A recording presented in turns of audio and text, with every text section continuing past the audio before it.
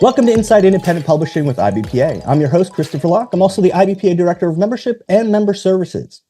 One of the most important relationships independent publishers have is with their authors. So, how can publishers ensure that it's a productive working relationship? American Academy of Pediatrics Senior Editor Kathryn Sparks joins the podcast to share advice about how publishers can successfully work with their authors based on her 2 decades in the industry. She will share tips about setting reasonable deadlines and how to stick to them, the best ways to work with an author through the writing and editing process, and much more. She'll also share insights into how the independent publishing industry is doing at the moment and what improvements could be made. Welcome, Kathryn. How are you? Good. How are you? Thanks for having me. Of course. Okay. So I want to start with the American Academy of Pediatrics.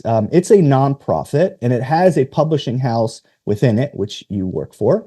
So can you tell us, what does the AAP do? Like, what's the whole mission? And then how do your books support that? Right. Yes. As you said, the AAP is a nonprofit organization. Its mission is dedicated to the health and wellness of all children and young adults. Me personally, I've been there for 14 years now. And as you said, our program includes books. It also includes scholarly journals and professional periodicals. And it also has patient education materials. I personally work in the book program, and we operate like a traditional publishing company. So we do have a marketing and sales team. We do have a editorial team as well as a production team. On the consumer parenting book line that I work on, we also work closely with a distributor team. So we are in partnership with IPG. Awesome. Okay. So you specifically work as a developmental editor. Can you tell us just basically what type of work you do?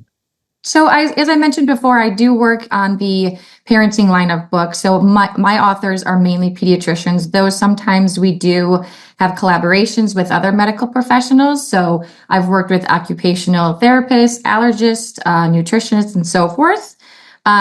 Some people might think my job heavily involves grammar and punctuation, but that's actually not true. I do often catch those aspects.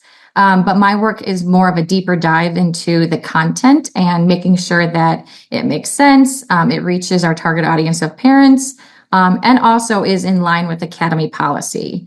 We also recently, just a couple years ago, I believe, we launched our first illustrated children's book called Uology, which I had the honor of working on. And that is an inclusive guide, puberty guide for all children. So that was really exciting to be a part of. Fantastic. Okay, so there are acquisition editors and developmental editors. I mean, a lot of different types of copy editors. So can you just tell us the difference between an acquisitions editor and a developmental editor, which is what you specifically do? Yeah, our program has 3 different acquisitions editors right now. One that is typically more dedicated to our consumer parenting line. And their job and their role mainly is to seek out authors as well as identify gaps in our publishing line. And then once they do so, once they sign an author or a team collaboration or a team, then that book and that manuscript gets assigned to one of the DEs. Pediatricians can and often do suggest ideas, and that's fabulous. Usually we come across those members at our national conference every fall. And then also the DEs, the developmental editors, are also very much encouraged to think of an idea. Recently, about a year ago, I found a collaborative group of medical professionals on Instagram, and now they're publishing a book with us, and it's going to be released next spring. That's exciting. Well, good to know. All those pediatricians who want to get books published, you should have an Instagram account and connect with Kathryn. Yes, come find me. Yeah, well, because that's one thing I'm interested about is that idea of how you find all these different topics, and then also the people who write the books. So one way is social media, I guess. Yes, yeah. Obviously, as I just said, we found one on Instagram, and we always keep our eyes peeled for further authors that might be interested in collaborating with us, even if that's being paired up with a pediatrician, if you're in a different field. We also have a professional and clinical line. So some of our authors will write a book for that publishing program, and then they'll express interest in publishing or writing something for the parenting line. So if it's something of interest to them, we'll definitely set up a call or a time to chat about that. Yeah. Okay. So I want to get into the main topic today. There are a lot of publishers out there. They want to have a good relationship with their authors, and you've worked very closely with authors for many years. So I think you're a great person to chat about this with. Um, One of the things that we want to note is, you all specialize in nonfiction, and interestingly, your authors, the pediatricians, do not have finished manuscripts when they come to you, Correct. as compared to maybe fiction where they might be more likely to have a finished manuscript. That said, the tips here today will also help, fiction, independent publishers as well. But just explain to me, like, how do you start with the idea for a book and work with someone who's not quote unquote an author as their main job? There's somebody who they're doing this kind of on the side, if you will, but they're sharing their expertise, but they've never written a book before, probably. Right. Sometimes I will say that they have their notes down, or maybe they've written a chapter or two, and very, very rarely have they actually written the entire manuscript, which if they did, that would be fabulous. But a big part of our acquisitions process is it includes the development of that idea as well as recruiting an author. So sometimes we're on our editorial team alongside the acquisitions team will develop the idea. And then, maybe amongst our group of writers and authors, we'll maybe pair up that author with that idea, or maybe we'll have somebody new, or sometimes it is that author coming to us with that idea. Oftentimes we do ask them to submit a sample chapter or a sample writing, which at the end of the day helps us connect and understand that author's voice, their tone, and get a sense of their style and make sure that it actually works well with what we publish at the AAP. And then once I actually do get a manuscript assigned to me, I personally like to, as a DE, create a robust outline with them. And that helps kind of shape the scope of the book. And it really does help the author later on during the process if they start to feel lost or if they stray, and kind of keeps their writing within the vision of what we proposed at the very beginning of the acquisition process. Yeah, and because they're not professional writers, I know some publishers will hire ghostwriters. How do you all handle that? Yeah, we don't have ghostwriters. So our authors mainly are writing the books themselves. As I said, we might do some sort of collaboration sometimes with other medical professionals. And then we really just dive in deep. I mean, those first few drafts are really where we figure out what works and what doesn't, and then just hopefully strengthen the manuscript from there. Yeah, and on that note, so because they're doctors, you and I talked about maybe some of the language they initially use might be more technical, as Right. if they're writing, like you were talking about, like a book for other doctors, but you all have books for parents. So how do you work with them on, kind of adjusting that tone to be like, hey, remember, parents are reading this. Like they don't know all Right. the, if I could give an example of some technical term for doctor, I literally have nothing in my brain about, but like Yeah. any technical thing, so how do you get them to do it for parents? Yeah, that's something we definitely see a lot of in our manuscripts. I mean, it's natural for pediatricians to just write what they know, and oftentimes that comes at a higher level than what maybe the average parent is used to or hears at the doctor's office. So it is my job as DE to kind of point out those parts of the manuscript where maybe I personally feel lost, or maybe the explanation could be, explained in a more parent-friendly way. So it's just sometimes just having that conversation with them, during an editorial call or within my own edits in the document, and say, how can we make this more parent-friendly, and can you maybe put yourself into your clinic, and how would you talk directly to those parents? And I think that usually kind of helps them understand, okay, let's keep the parent in mind when we're explaining things. I love how you keep calling yourself like a DE, or abbreviating your host. I should call myself the PH, the podcast host. I didn't even know that was a thing I could start doing. Okay, so you and I talked, and I love this idea that you help set up your authors for success at the very beginning by giving them a schedule so that they understand the expectations for the publishing process and all the deadlines. What's the details of this schedule? Well, I mean, let's face it, pediatricians are really busy people. Like we're all very busy. So, anything that can help us stay on schedule is key. And so what I like to do on the early stages of the development process is kind of schedule out some of those editorial calls ahead of time so that we can work together and figure out what works best for both of us. Because we all have, different things, time, like school and work and other obligations. So we do sit down, we do have those calls, and then I share with them some key deadlines. So, if it's a new book, I'll say, if they're writing a new book, it's usually a good year or two of them writing that new book. Or if it's a revised book, they usually have about 2 to 3 months to revise it. So that it will vary based on what book we're working on. But every author is different. Some want to check in, every other week. Some want to check in more than that. Some want to check in only when they have chapters that are ready to be reviewed.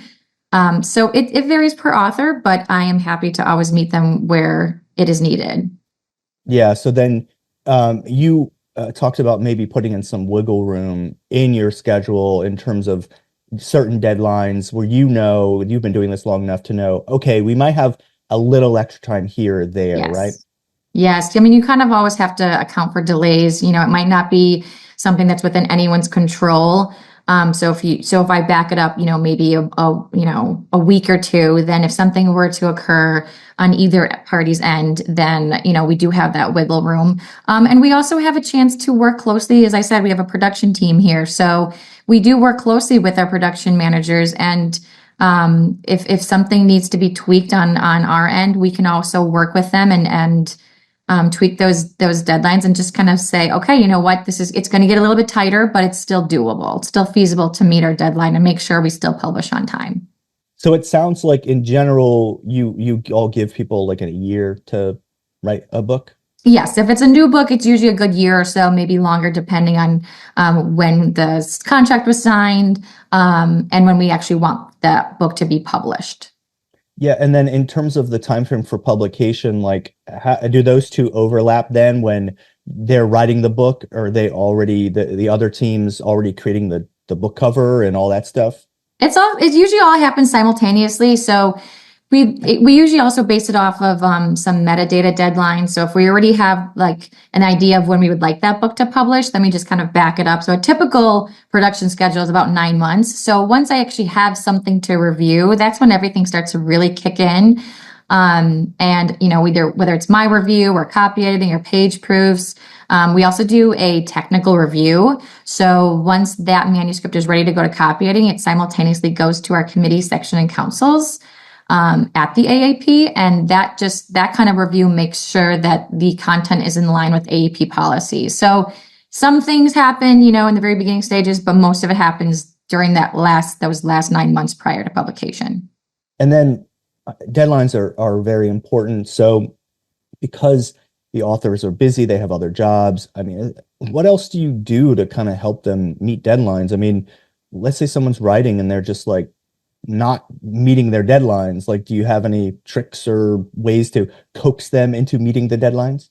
Yeah, I won't even necessarily call it a tip or a hack or anything like that, but usually it's just another conversation with them to say like what's kind of keeping them from writing. And if they need to, they can send me their manuscripts, or their chapters one by one. They can send it to me in batches. It's really what works for them. Just whatever will keep us kind of on schedule. So if it is where they wrote one chapter and then they're working on the next, I can go ahead and review that first chapter. It does make it a little harder, just not to have the entire manuscript in front of me. But at the same time, if we already worked on that robust outline, then I can compare and contrast and just make sure that we're still staying within the scope and vision of the book. And do they generally write it in chronological order, or could they give you chapter 1 and then chapter 12? Whatever they want. They can do it in whatever the order they want. Sometimes authors find it easier to write it chronologically, but other times they will send it to me in different order. It also depends too if they have collaborators with them on the book.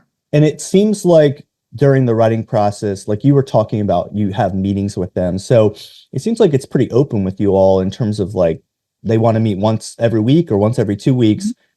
Is that usual? Like do other publishers, like fiction publishers or other nonfiction publishers, have that much leeway with the author, or how often do you see what you all do, replicated other places?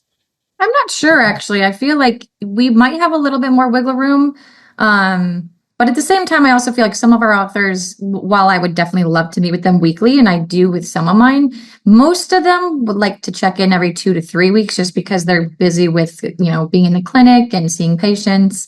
The writing takes some time. But in terms of like what I think where we might vary a little bit, and I can't speak for all, publishers, but we do include our authors a lot in the process, and that's from cover design, interior design.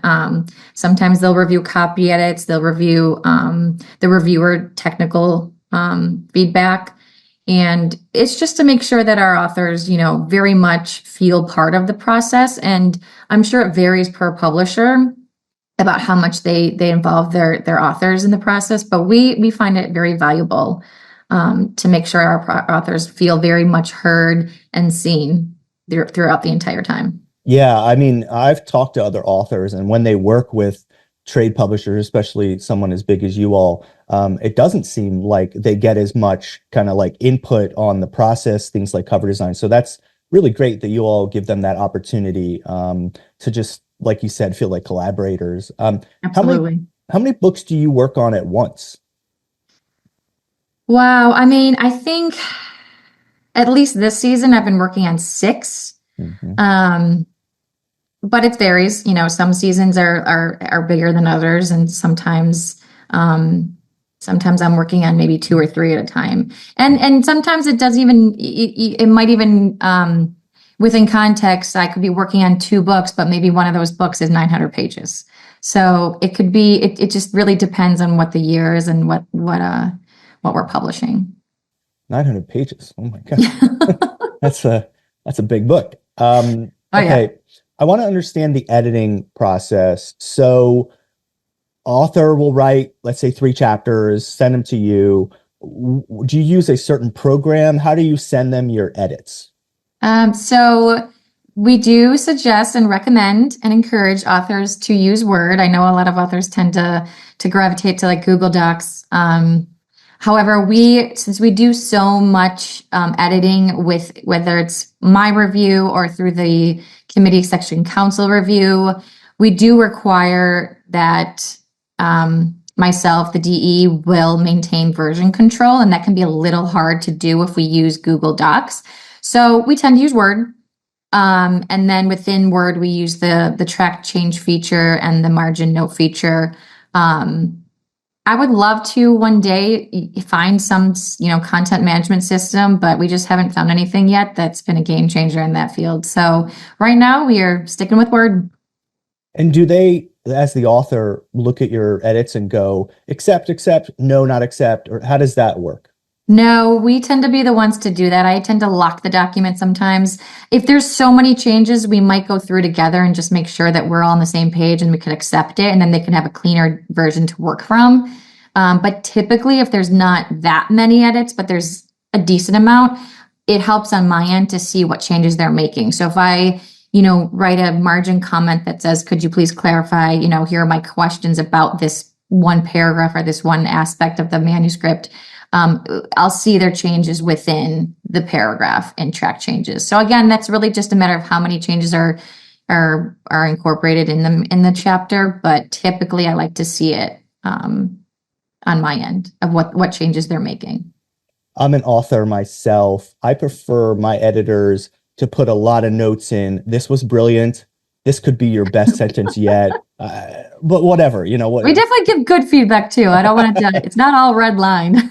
Yeah. Okay. How many rounds of edits does someone get?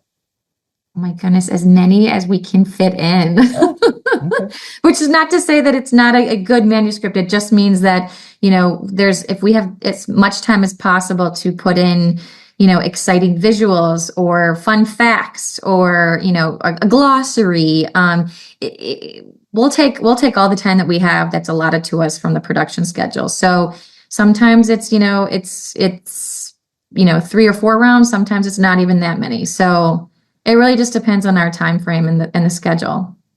And so the books, let's say the book's done, right? Like you're done editing it. Like, is that the end of your relationship with the author? Like, do you then hand it off to other people on, other teams? Yeah, other teams are still kind of in conversation with them, not as much as later, but throughout their entire process. So I personally don't work on any of the marketing or publicity of these books, but we do have a dedicated manager who does deal with those aspects. If it's a new book, typically an author will get a publicity campaign, and they also work on reaching out for media interviews, TV, online, podcast, also reaching various markets, such as our member base, which is huge, or the large organizations who might, order in bulk, and of course, directly to parents. And we do have healthychildren.org. It's our parent-facing website, and members usually buy our books on shopaap.org. So that's fantastic too. Yeah. Tell us the name of that. It's the healthy, what was that? Healthychildren.org? Correct. Healthychildren.org. Okay, great. And then I know that when it comes to expectations, authors should expect that you're going to be marketing your book. I mean, you all are a huge organization, but even then, you should be expecting to maybe set up your own events, trying to connect your book to readers yourself. So any thoughts about that concept of the expectations of what a publisher should do for marketing versus an author? Well, I think a lot of our authors a lot of them, I shouldn't say all of them, but might either they might be new to that kind of marketing. So we have, like I said, we have a dedicated marketing manager and team that can really help walk them through that, and give them tips on what to do. Otherwise, if they already have a platform, they probably are very good about it. Like I said, I found, that collaborative group on Instagram. So they already kind of have their own brand and style, and they'll work closely with our marketing team just to make sure that if they want to announce something, like let's announce it during this time because, your book will be on Amazon already or something along those lines. So if they already have a marketing platform, they're probably doing great as it is. And if you don't, that's okay. And we'll just, work closely with our team and get you going, get the ball rolling. So I want to switch the sides. You are also an author. So you work at a publisher, but you're also an author. So you know what it's like to be an author pitching your books to publishers. So do you have any advice for independent publishers out there about how they can work best with their authors from that perspective?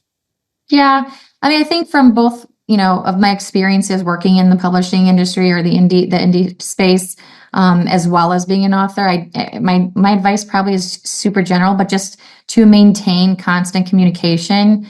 I just, kind of said, that's kind of the highlight and great aspect that I find working at the Academy is that we do continue to keep our authors in the loop, and make sure that they are seen and heard and know that they are valued. I mean, that's really important to maintaining a good relationship with them. And I still have a ton of friends who publish in the fiction space, and they tell, they share some disappointing, or frustrating news that, they haven't heard from, this agent or this editor. And we understand, that it's such a busy time in publishing, and it always probably will be. But I think maintaining constant communication is key, and even to the best of their ability. I just can't emphasize that as much as I can. Mm-hmm.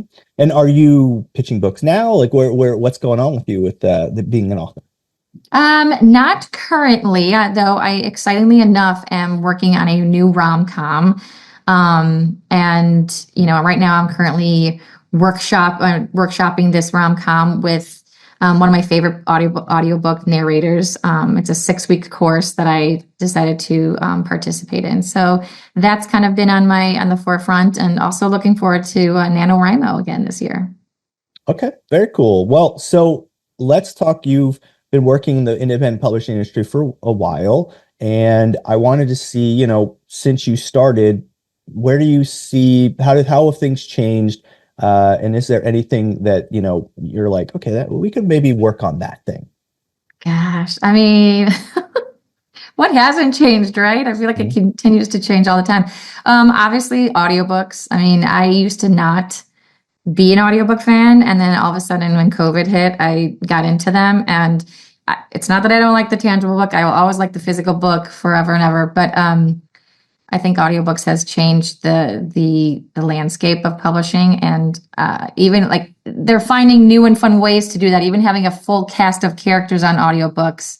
Um, so that's my favorite change in there's been so many changes, but that's personally my favorite change in the publishing industry so far. Yeah, and IBPA has tons of different member benefits with companies to lower the price. So if you're doing it right, audiobook can be quite costly, but that's because as compared to producing a book, it's a whole production. I mean, Right. all the recording, they have to edit it, they have to sweeten it. I mean, it's like creating a film, for a book. I mean, it's a really big deal. So, Yeah, um, I've been challenging myself to try to see how much I can go, how high I can go on the speed. So far, I think about like 1/6. okay, I great. know. I'm like, I can do it. I can do it. Then I can go through as many audiobooks as I can. So, Um, yeah, I still haven't gotten the audiobook thing as much because like when someone's talking to me and reading a book, in my head, all I'm thinking about is the sound of their voice. And I'm like, I don't know, I don't love their voice. And I'm like, oh my God, I missed 2 minutes thinking about how I didn't like their voice. yeah, you can back it up 30 Yeah, seconds, 15 seconds. yeah, okay. Well, that's my whole experience is just backing up. And I'm like, you know what? Let me just read this. I like my own voice in my head. There.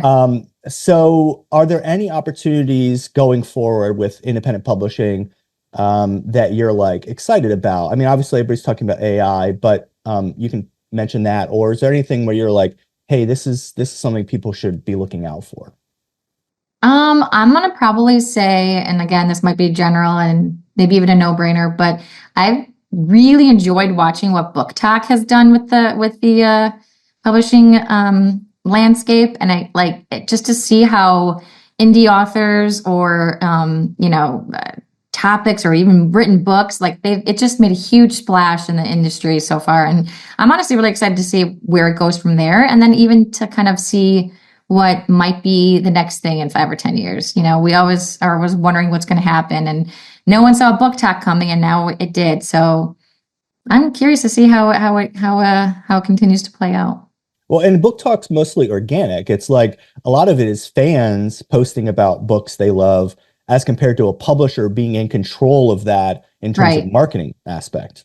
right, So it's interesting because as publishers, as authors, for the most part, we would prefer to try to figure out ways, how do I market my book? How to book?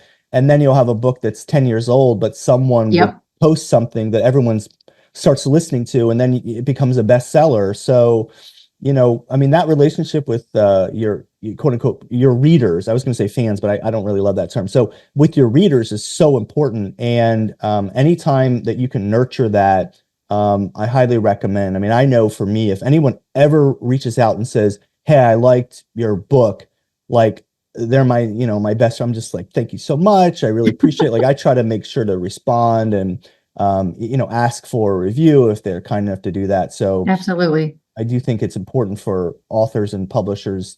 These are the people reading your books. Be thankful and appreciate what they're absolutely. they're doing for you.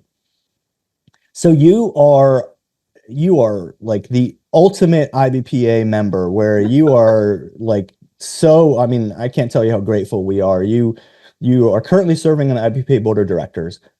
You're on the IBPA executive committee. You're on the IBPA membership committee. I don't know if it's illegal for you to be on all these committees making all these decisions. You were on the editorial advisory committee, advocacy committee. So can you just tell us like why do you find it so helpful to volunteer? What have you gotten out of volunteering for IBPA and being part of this community? Yeah, it was probably close to 10 years ago, maybe a little less, where I was kind of still learning my own role at the academy and just had some challenges that I just needed to I needed to educate myself on how to battle these and what kind of solutions and strategies that I could find. And we really didn't have anything that we could that like the independent publishing community could go to, at least not with parenting books. So when I heard that we were an IBPA member, I knew I wanted to get involved. And I knew that they offered wonderful opportunities. I just hadn't taken advantage of them yet. So my first chance was I believe I attended Publishing University first, and then realized you could join committees.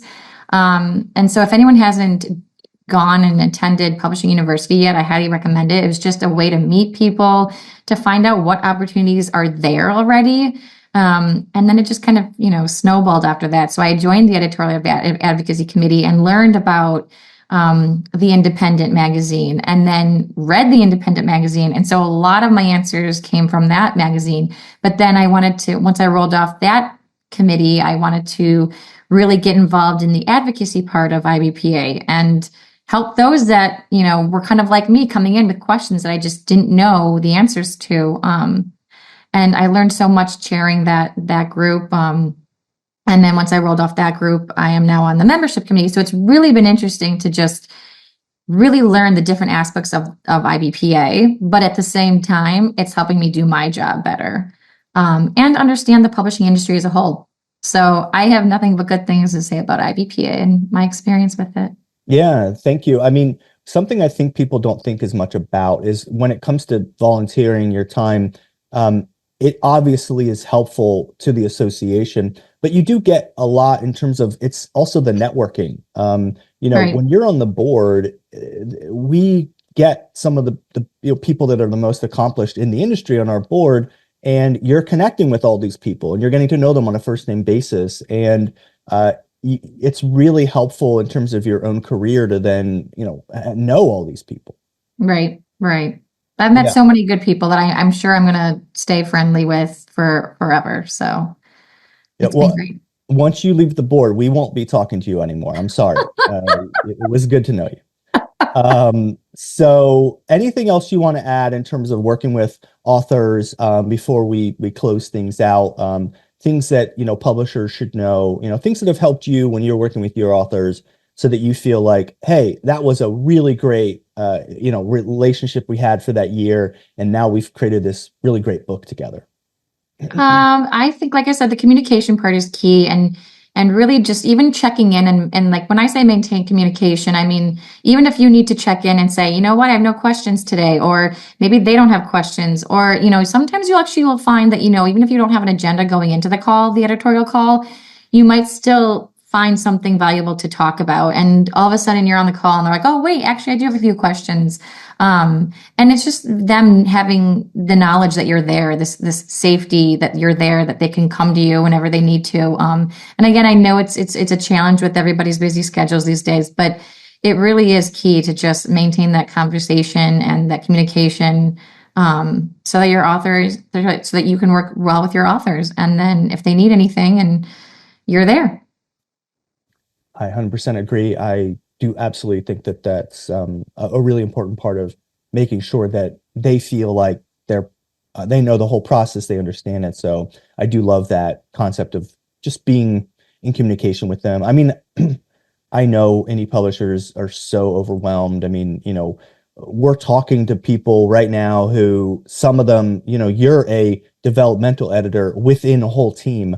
Some of them are the developmental editor, the CEO, doing the distribution, like they're just doing all of it, and it's overwhelming. But thank you for helping them kind of understand how you do your job, and then hopefully it's allows them to figure out ways that they can work with their authors a little better. I really appreciate you for sharing that. Absolutely.